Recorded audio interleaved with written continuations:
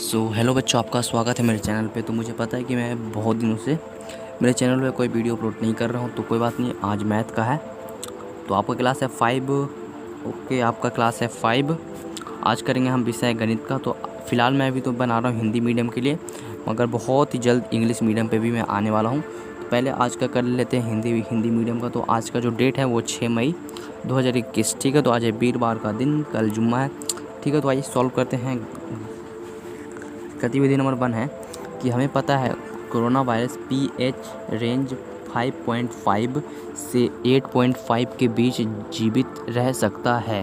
तो corona virus से लड़ने के लिए हमें ऐसे भोजन का सेवन करना चाहिए जो प्राकृतिक में क्षारीय हो, जिसका पीएच 8.5 से अधिक हो, या अम्लीय हो जिसका पीएच 5.5 से कम हो।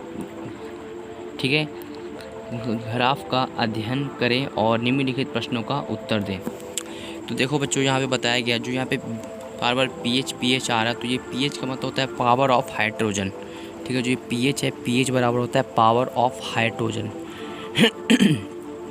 ठीक है, जो पीएच है, पीएच का मतलब होता है पावर ऑफ हाइड्रोजन। ठीक है, तो यहाँ पे बताया गया है कि जो कोरोना वायरस है वो 5.5 से 8.8 के बीच जीवित रह सकता है।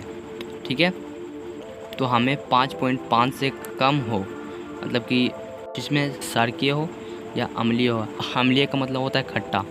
ठीक है, जो यहाँ पे ये अम्लीय है, अम्लीय का मतलब होता है खट्टा।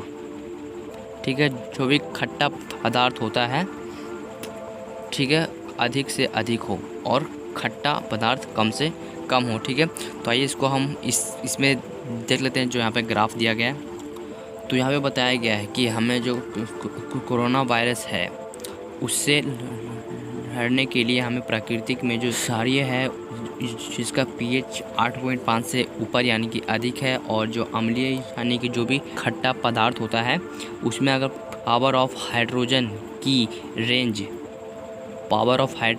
रेंज 5.5 से कम हो, उसका भी हमें सेवन करना चाहिए। ठीक है, फॉर एग्जांपल यहाँ पे दिया गया है, तो यहाँ पे देखोगे तो यहाँ पे 2 अक्ष दिए जाते हैं, मतलब कि जो भी ग्राफ होता है उसमें 2 अक्ष होते हैं हमेशा।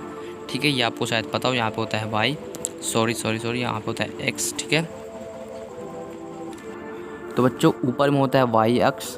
ठीक है, ऊपर में होता है वाई अक्ष और नीचे की ओर होता है एक्स अक्ष। तो यहाँ पे देखोगे तो 0 से 12.5 पे इसमें दिया गया है रेंज। ठीक है, 0 से 12.5 तक इसमें रेंज दिया गया है। तो फर्स्ट जो है वो है टमाटर।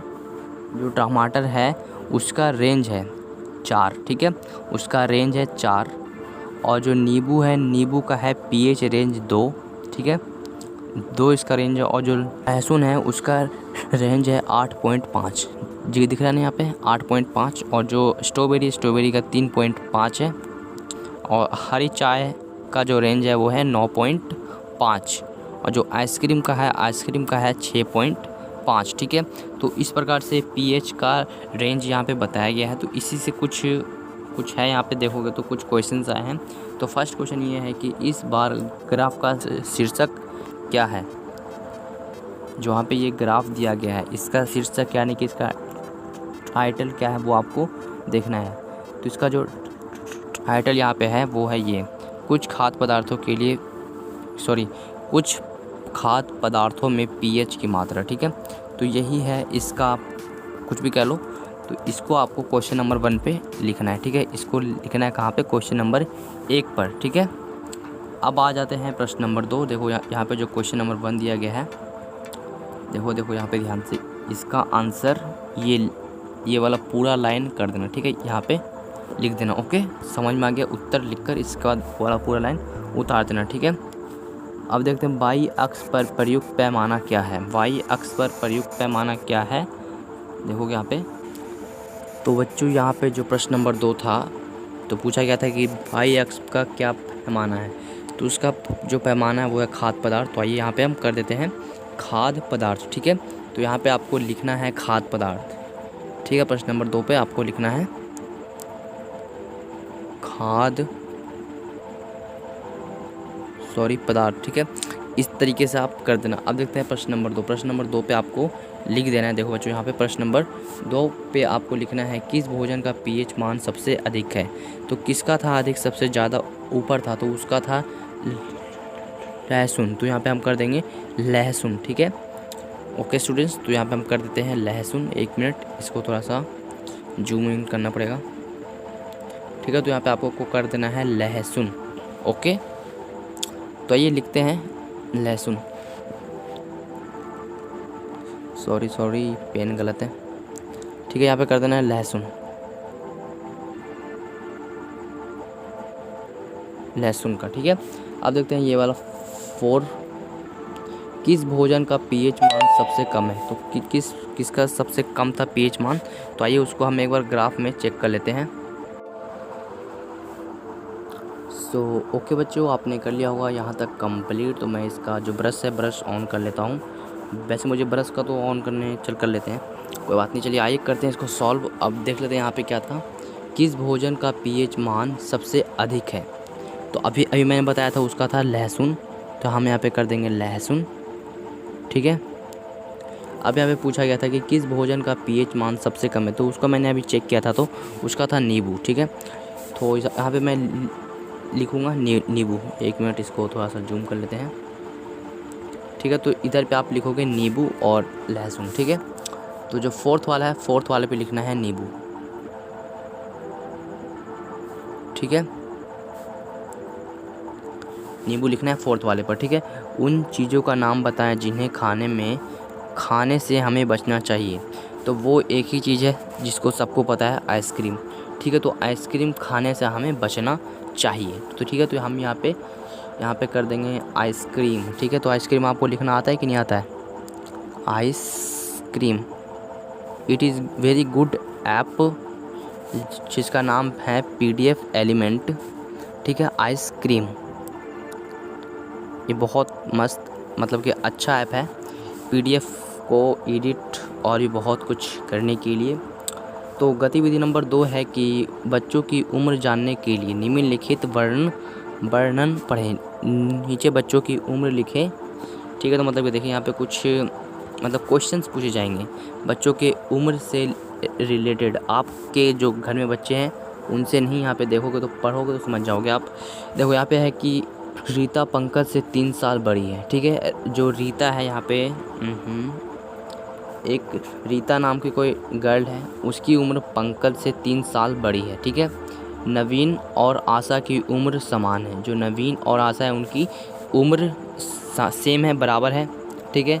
मोहित रीता से 2 साल बड़ा है, पंकज 9 साल का है। तो यहाँ पे हमने एक चीज़ जाना कि पंकज इस टाइम 9 साल का है, आशा मोहित से 3 साल छोटी है और मंजू से 2 साल बड़ी है।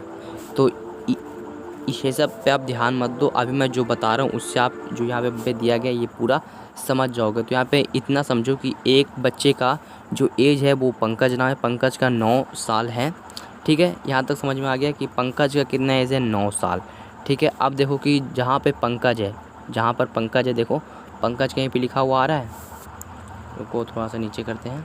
पंकज कहीं पे आ रहा है लिखा हुआ, देखो हाँ इधर पे पंकज लिखा हुआ आ रहा है। देखो पंकज से 3 साल बड़ी है, जो रीता है वो पंकज से 3 साल बड़ी है, ठीक है। पंकज की उम्र क्या है इस टाइम, 9 साल। और यहाँ पे बताया गया है जो रीता है, रीता पंकज से 3 साल बड़ी है। तो हम इसको प्लस कैसे करेंगे, तो इसमें हम प्लस करेंगे 9 + 3, तो कितने आंसर आ रहे हैं आपको पता है, 9 10 11 12। तो जो रीता है उसकी एज हो गई कितनी, 12 साल। यहाँ पे लिखेंगे रीता की एज है 12 साल, तो हम लिख देंगे 12 साल, इसकी एज है 12 साल। Okay students, so I hope आपको समझ में आ गया होगा। ये ऐप बहुत अच्छा है, PDF एलिमेंट, मुझे सर ने बताया है और वो भी सर बहुत अच्छे सर है, ठीक है। तो हमने यहाँ तक जान लिया है। चलिए आप देख लेते हैं। नवीन और आशा की उम्र बराबर है, तो हमने यहाँ पे 2 बच्चों की उम्र कंप्लीट कर ली है, एक रीता और पंकज का, ठीक है। तो ऊपर का एक लाइन कंप्लीट हो चुका है। अब देखिए अब यहाँ पे जो है रीता, इसी से हम स्टार्ट करेंगे, ठीक है। मोहित रीता से 2 साल बड़ा है, मोहित रीता से 2 साल बड़ा है, तो अभी कितना था, 12। तो 12 +2 कितने आ जाएंगे 14, ठीक है 14, ठीक है। तो 14 एज किसका हो गया, मोहित का। मोहित है, मोहित का एज कितना हो गया 14, 14 साल का हो गया मोहित, ठीक है 14 साल लिख देते हैं। मोहित कहाँ है, मोहित मोहित ये रहा। देखो इसमें आपको ध्यान भी रखना है, हम यहाँ पे मोहित है तो यहाँ पे 1 मिनट मोहित, यहाँ पे मोहित कर देना है, ठीक है। समझ में आ गया आपको। मोहित तक कंप्लीट हो गया हमारा भी, आपका भी। अब देखिए, अब जहाँ पर मोहित आए वहीं से स्टार्ट करना है। फॉर एग्जाम्पल कि देखो आशा मोहित से 3 साल छोटी है मतलब माइनस करना है, ठीक है। तो अभी मोहित का एज कितना है 14 ईयर है, ठीक है। अभी मोहित का जो एज है वो है 14, ठीक है 14 साल है। और आशा उससे 3 साल छोटी है, तो माइनस करेंगे 3 तो कितना आ जाएगा 11 आ रहा है ना। तो चलिए हम जहाँ पे आशा है वहाँ पे आ जाएगा 11 ईयर, ठीक है। 1 मिनट ये कहाँ से आ गया 11 ईयर, तो यहाँ पे आ जाएगा 11 ईयर, ठीक है 11 साल। यहाँ तक समझ में आ गया। अब देखिए जहाँ पर आशा आएगा वहीं पे इसका अगला आंसर आएगा, ठीक है। देखिए आशा कहाँ पे आ रहा है, ध्यान देना इस बात पे, आशा कहाँ पे आ रहा है। अब देखिए, अब जो आशा आ रहा है, आशा इधर पे आ रहा है। नवीन और आशा की उम्र समान है, बराबर है।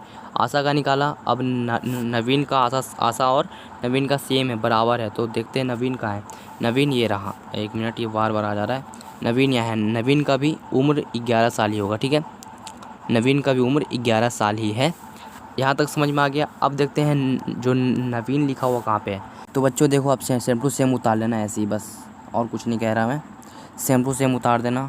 मैंने भी समझने की कोशिश किया मगर मैं समझ गया हूँ। तो अगर मैं आपको समझाने लगूँ तो वीडियो बहुत लंबा बन जाएगा, तो मैं आपको शॉर्ट फॉर्म में समझा देता हूँ, ठीक है। देखो रीता पंकज, फर्स्ट तो यहाँ पे है पंकज 9 साल का है, ओके समझ में आ गया यहाँ तक। अब देखिए रीता पंकज से 3 साल बड़ी है, रीता पंकज से 3 साल बड़ी है, तो आ जाएगा 12, ठीक है। 9 + 3 = 12, 1 मिनट यार रुको, 9 + 3 बराबर हो जाएगा 12, समझ में आ गया यहाँ तक 12 तक।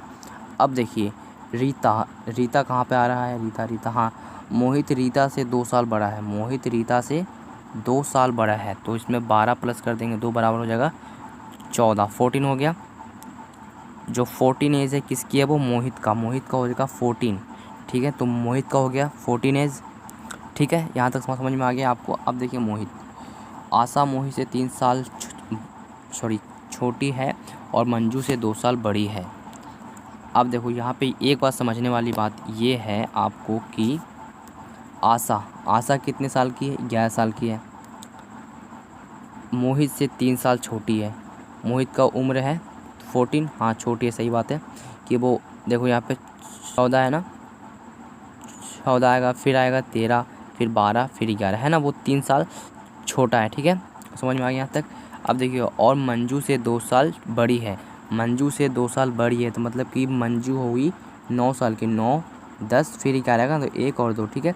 तो जो मंजू है, मंजू की उम्र इस टाइम हो जाएगा 9 साल, ठीक है। तो उसका हो गया 9 साल, यहाँ पे मैंने लिखवा दिया है। और जो नवीन था इसका तो पहले ही बताया गया था कि आशा और नवीन का उम्र सेम है।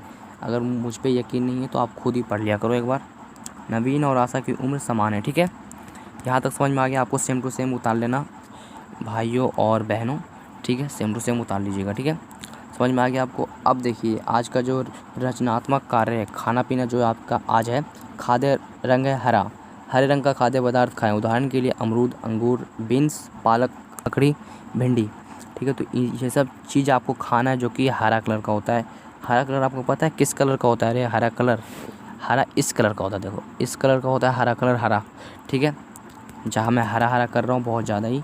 अब देखिए पीने के लिए आया है दूध, मिल्क, MILK मिल्क, ओके। आज आपको पीना है मिल्क यानी कि दूध। परिवार के साथ समय, खेल है सांप सीढ़ी या अंताक्षरी।